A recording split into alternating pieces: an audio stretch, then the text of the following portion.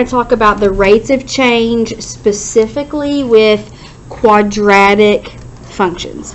Last one we did was linear. In a linear function, remember, if you were looking at a table, the first difference, which is what we call the rate of change, was always the same. Like you did plus 3, plus 3, plus 3, which means we threw in that extra, the change in the rate of change. What was that always in linear? So your first difference was always the same. Your second difference was always 0. If they're all 3, to get from one to the next, you just add 0. So for linear, the change in the average rate of change is 0.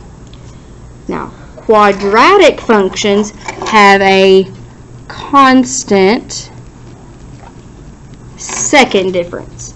Linear functions, when you did the first difference, it was constant. They were all the same. Quadratic functions, it's the second difference. That's all the same. Meaning the change over each interval,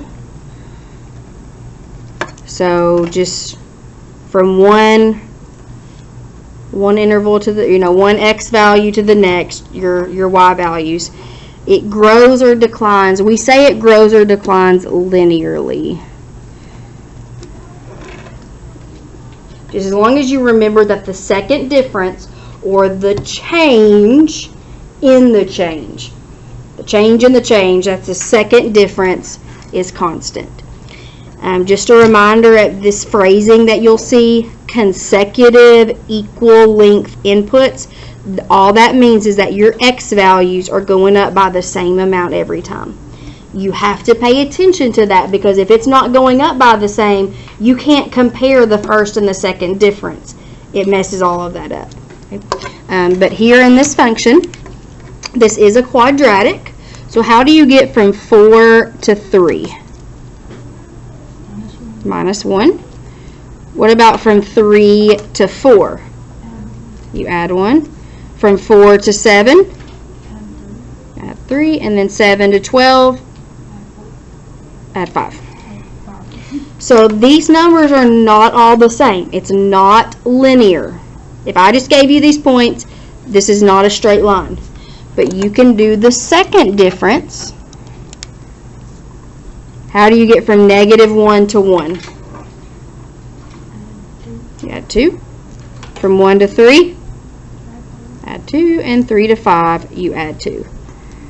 So notice that the second difference is the same. That's what makes it, that's how you know that it's quadratic. The first difference, that gives us, if I ask you to find the average rate of change from -1 to 0, it's -1. From 0 to 1 is 1. From 1 to 2, it's 3. From 2 to 3, it's 5. So you've got to remember the change in the average rate of change. So the change in the change, second difference, is constant. And we just really repeated ourselves there. So in quadratics, remember concave down looks like this. And a quadratic doesn't switch. It's just, quadratic is either all concave down or it's all concave up. Okay. Remember, quadratic is just the one U shape or upside down U. Okay. So in a concave down, the average rate of change is decreasing, meaning the numbers in your first different, we're frozen, okay. The numbers of change, it's your first difference. Those numbers are decreasing, which also ends up, that also means that your second difference is negative. If your numbers are decreasing, you're adding a negative number. And then concave up looks like this. So your first difference, those slopes, those average rates of change are increasing in concave up, which means that the second difference is positive.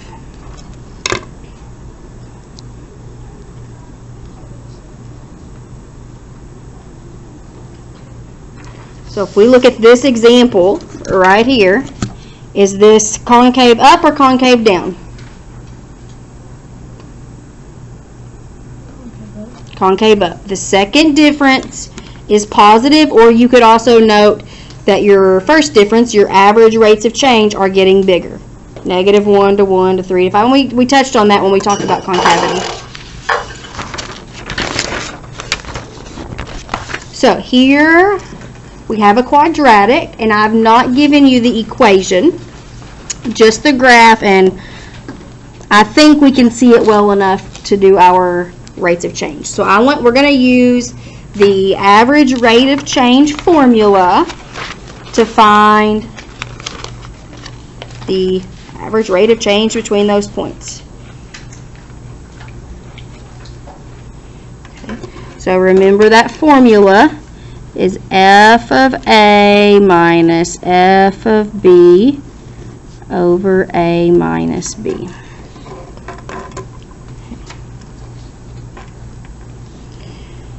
We don't have to do any calculations because we don't have the formula. We get to look at the graph. So here's A, there's B. So f of -1. So I'm going to go on my graph, go to -1. What's the y value when x is -1? 14. And then f of 0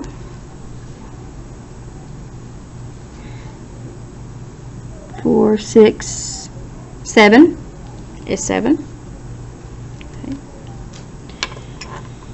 So then I'm going to do 14 minus 7 over -1 minus 0. Try to do these without typing it in the calculator. 14 minus 7 is 7 over -1, which is -7.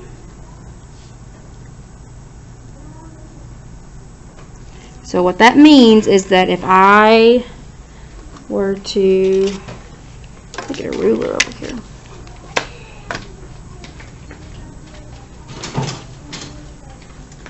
That just means that the slope between these 2 points is -7.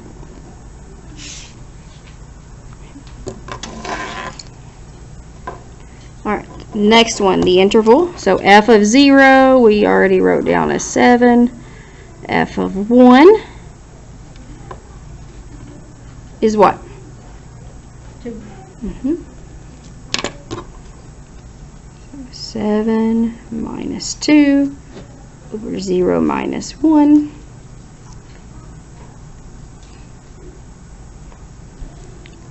5 over -1 is -5. That just means that the slope between these 2 points is -5. Finish filling out those last 6 boxes.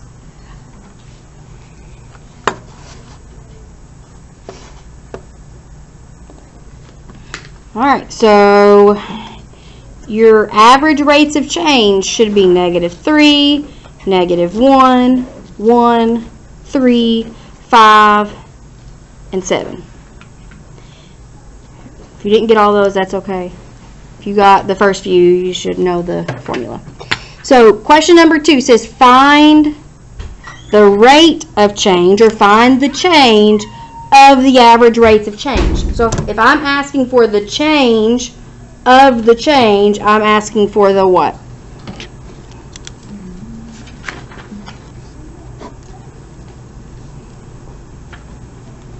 Second difference.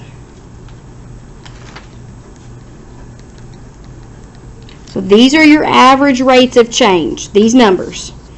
-7, -5, -3, -1, 1, and so on. Those are your average rates of change. If I ask for the change in those, that's asking how do you get from one of these to the next. So how do you get from -7 to -5? Add 2. -5 to -3.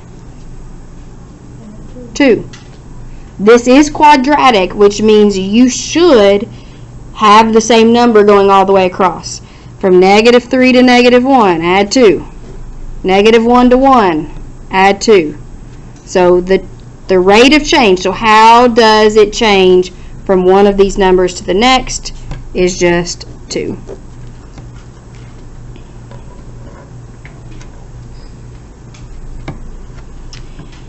So we don't need to put like plus 2, just 2? No, just if it's positive 2, just 2.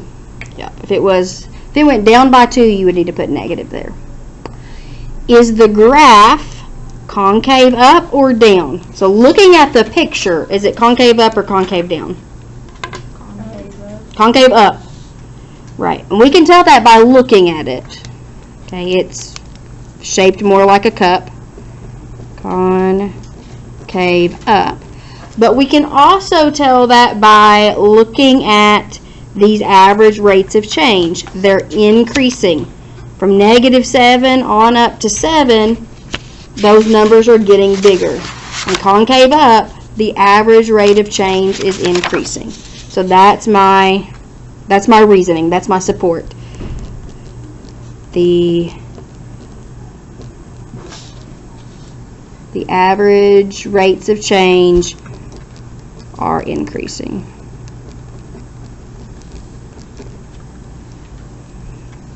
My second difference is positive.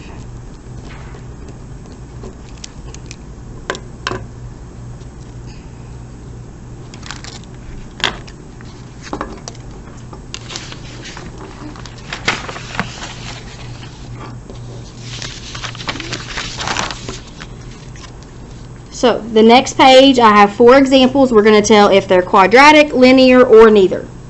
Remember, linear, when you find the first difference, your average rate of change, that you would get the same number all the way. If it's quadratic, it would take the second difference before you solve the same number. If you don't get it by the first or second difference, it's neither. So to get from 4 to 9, I add 5. From 9 to 16, 7. And then 16 to 25, 9. So it's definitely not linear because my first difference, these numbers are not the same. My slopes change. So I need to do the second difference. From 5 to 7, 2. And 7 to 9, 2. So since my second difference is the same, it's quadratic.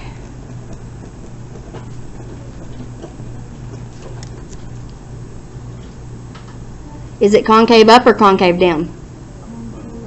Up, because those numbers are increasing or because my second difference is positive. Okay. Number 5. From 3 to 5, I add 2.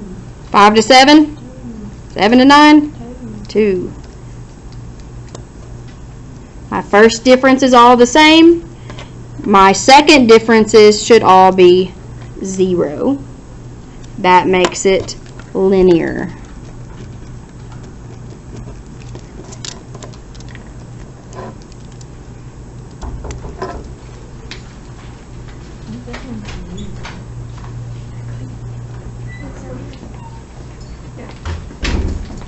All right, number 6.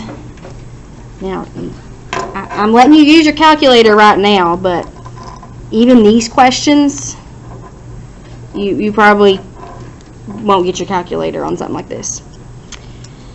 So from 18 to negative 12, it's negative 30. Yep. Because here's what I would do. I say, okay, I'm going down to 0, that's 18, and then I go 12 more. 18 and 12 is 30, but it's negative. Okay, that's, if I'm doing it in my head, that's how I'm doing it. So then from negative 12 to negative 29, I know it's negative. I just think, okay, from 12 to 29, 17, negative 17. I go 12, and then I say, okay, 22, and then 7 more. 10 and 7. And then negative 29 to negative 33. Negative what? No. Yeah. Right? Negative 4. Okay. I can't remember. Oh, man. I messed this one up. I think I should have put negative 43 there, but it's okay. I meant for this one to work out to be quadratic, and it's not going to be. So then from negative 30 to negative 17. Oh, maybe it does. Negative 30 to negative 17. How do I get from there to there? 13. Minus 13, yeah, it does. And then I just messed up on my key up here. Negative 17 to negative 4. Actually, this is plus 13. Plus 13. Yep. Because when you're going from negative 30 to negative 17, you're getting closer to 0, so you're adding 13. So it is quadratic.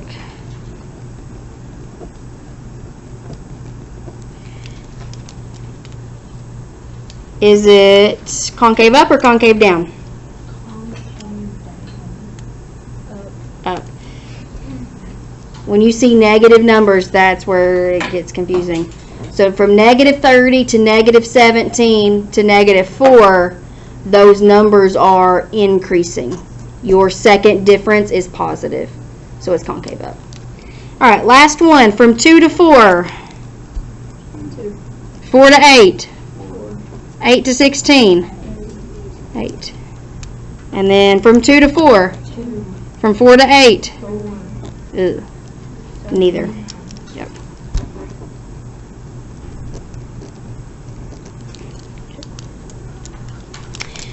Number 8. I've given you a table, but it's not all filled out, and I want it to be quadratic.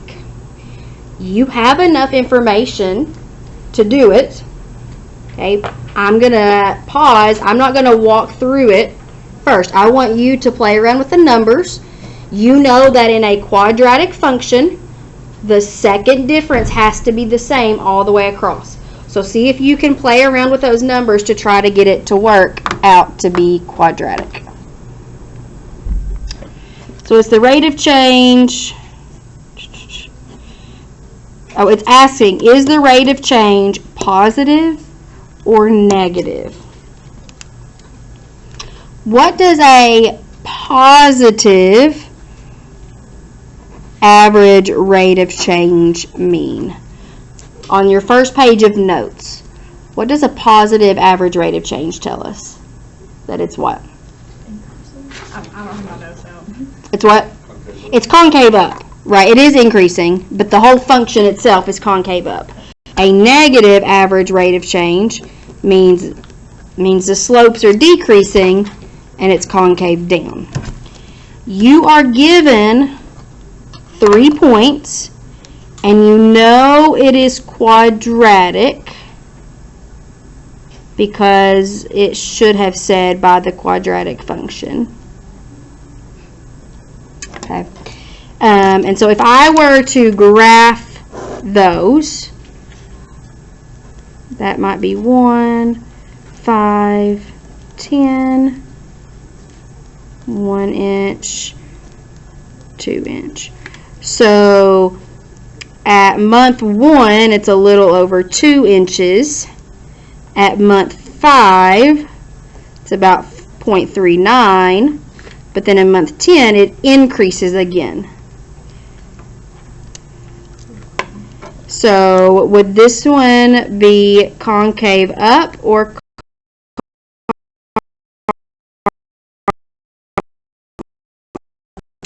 the positive or negative?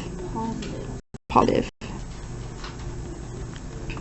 Because the average rates of change are, no, yeah. They're positive because it's concave up. That's why.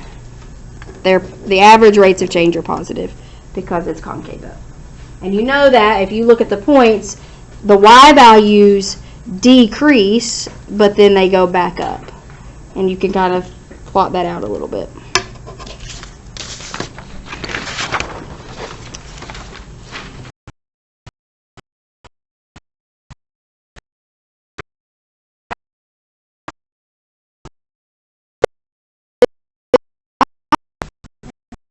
Is the average rate decreasing? So you could go about this one of two ways. You could make a table and put in several points and plug those in and have your own table.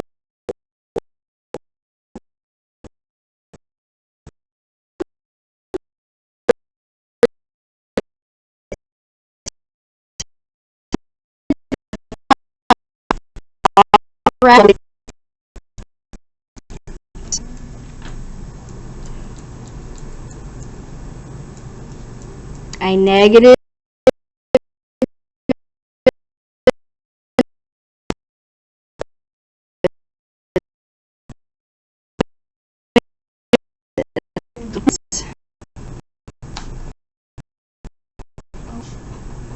the average rates of change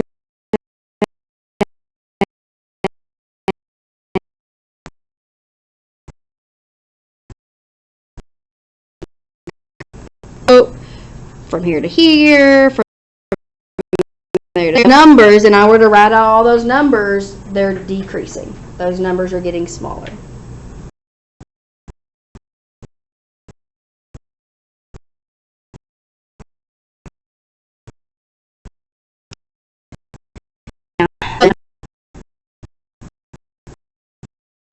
New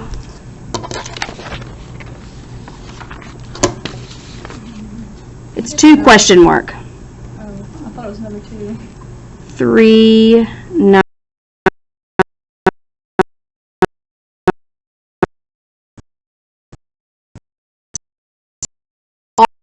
Find G6, which you don't have.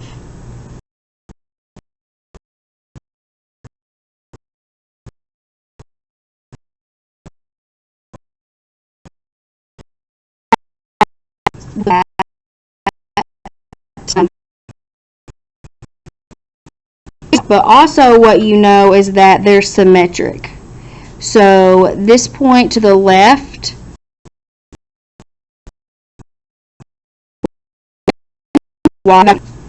the next point would be 0, 6. Mr. Jeff Tipton, call 2542. Mr. Jeff Tipton, call 2542. And then the next point this way would be 5, 1.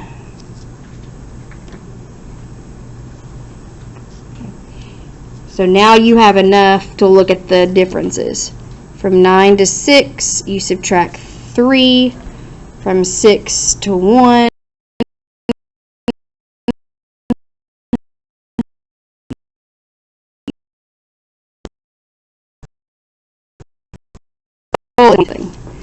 so what would I have to subtract?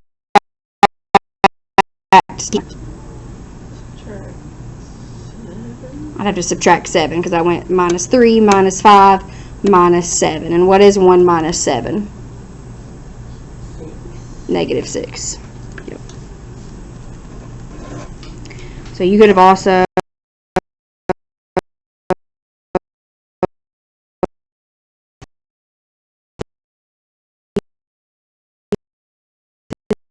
that and negative 5. And you're like, oh, that's -2.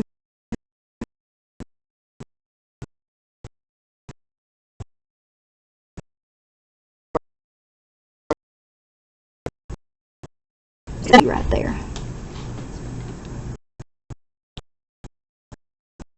One, but let's kind of get it started real quick. The graph, it passes through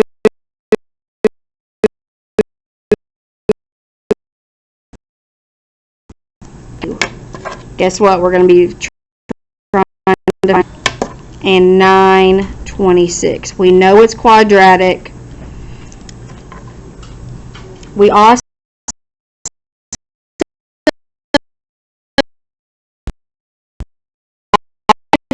one. Right now I go from on my x values 5 to 7. So if there were a 6 there and an 8, my y values are increasing by 1.5. Okay, so we're gonna finish that one later.